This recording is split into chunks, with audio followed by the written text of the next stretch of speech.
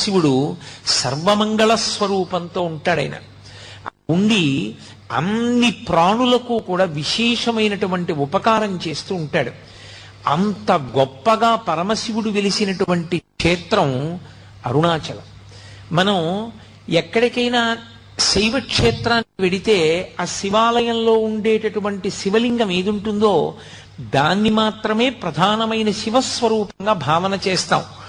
ఉదాహరణకి మీరు కంచి వెళ్ళారనుకోండి, ఏకాంబరీశ్వరలింగము అని ఆ కాంచీపురంలో ఉండేటటువంటి పృథివీలింగమే గొప్పది. ఆ పృథివీలింగ దర్శనం ప్రధానంగా చేస్తాం. మిగిలినవన్నీ కూడా పరివార దేవతలు ఇతరమైనటువంటి లింగాలు ఉంటాయి శివాలయంలో. కానీ ప్రధానమైన లింగం కాంచీపురంలో పృథివీలింగం. ఆ శివలింగాన్ని దర్శనం చేస్తాం.